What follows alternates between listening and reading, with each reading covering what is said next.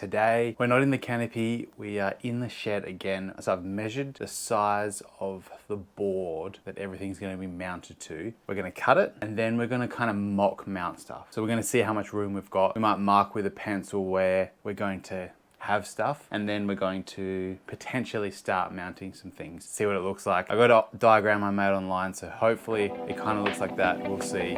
Let's do it.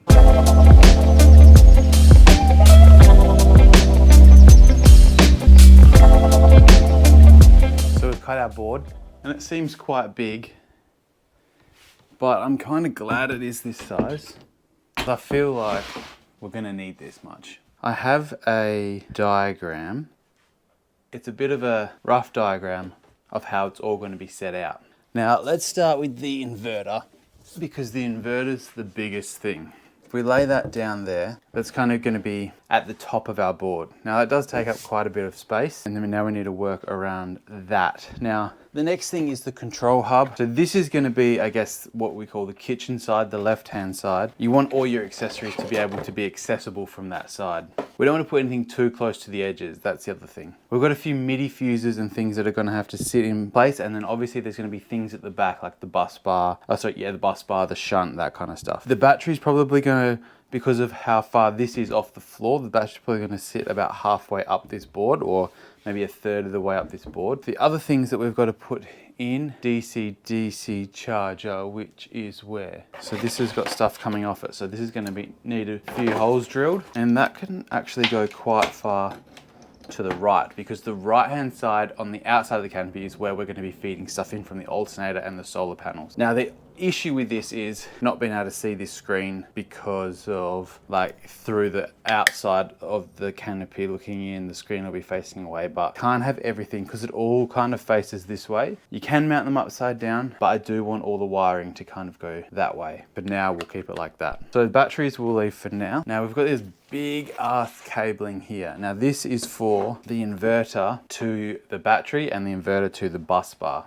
So realistically, we're going to want this, and this will be going straight to our battery.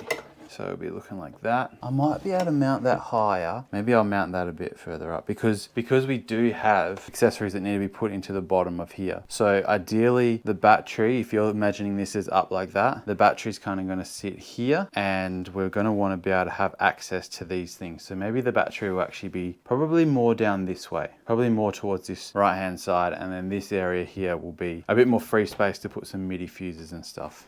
Now our shunt and our controller might have to go on after. We have a bunch of different things that we have bought elsewhere, such as, which are already made up, which is some Anderson plugs with MIDI fuse holders, and they will go to the bus bar and the shunt at the back, and then only the MIDI fuse holder will be shown on the front end. I think because of space, our MIDI fuses aren't going to be perfectly lined up. There are also a couple of different types, so it's not going to look perfect. The Anderson plugs are going to come out and be used for certain things. If I take a look at my diagram, I can kind of see I potentially may have to undo the Anderson plugs that are on the DC-DC charger, push them through, because I don't want a massive hole that fits Anderson plugs through on this board. The other thing about this board is I bought some marine carpet, which we'll probably lay. I think we'll drill, mount stuff, take it off, lay the marine carpet, cut it, staple it on, and then we'll mount, and then we'll be able to drill through the marine carpet quite easily. And then because marine carpet holes can be a lot smaller, we can kind of minimize the ugliness of the holes on the board. When we're looking at the MIDI fuses and Anderson plugs, these Anderson plugs are going to go to the shunt. Positives from the Anderson plugs will go straight to our positive bus bar, which I have here.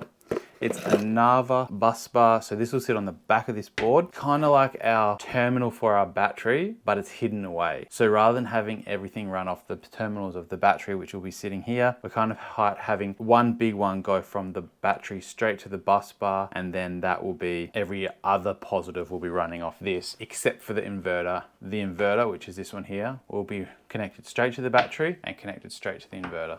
The good thing about this hub here which is pretty much all our cigarette lighters and all that kind of stuff. Cigarette lighters? Cigarette chargers, USB chargers, is it just mounts like a hook mount like you would on a wall. So that makes it easier. That will just mount straight on, and then there's an input of an Anderson plug, which is super easy. Now that will be not one of these ones. These two are going to be like extra accessories, because you always need Anderson plugs as accessories in a canopy. Accessories that are probably going to be mounted and then like kind of screwed in and just accessible for different things you need to plug in when you're camping and whatnot. The other thing, man, it's hot. The other thing is the Anderson plugs to the control hub. I'll be making up myself with a bunch of different Anderson plugs.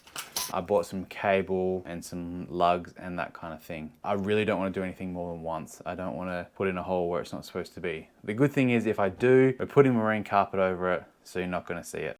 Screw some things in, put some rough marks where I'm going to run cables to the rear, where cables will come out from the rear, and just kind of place things. So that's going to be going in there. With these ones which go from the alternator into the solar, I'm actually going to have them on the outside, and we're going to have additional ones that clip into them that go elsewhere. So, and I'll put conduit on there to make it look neater. So for now, we're going to drill some holes, just screw some things in temporarily so we can have a bit of an idea of how it's all going to sit, and then we'll make sure all the cables can reach where we need them to reach, because I'm going to then flip it over, figure out exactly on the rear side where we're going to put the bus bar and the shunt, which are really important. So once I've got these feeding through to the rear, then we can kind of get a good understanding of how the distances are on each cable, because these big ones I can't change. I don't want to cut, they're way too massive. So let's cut some holes. So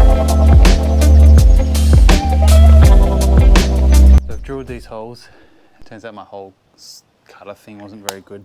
Started to burn it, but these ones are a lot bigger because the cable has a lot less flex about it, the big one. These should be big enough. They're only going to be probably 8-gauge wire. I think that's 6, might make that slightly bigger. Same with that one. They're drilled. Mount everything on there temporarily, like a mock-up mount. Flip it over, and then we'll see where everything runs.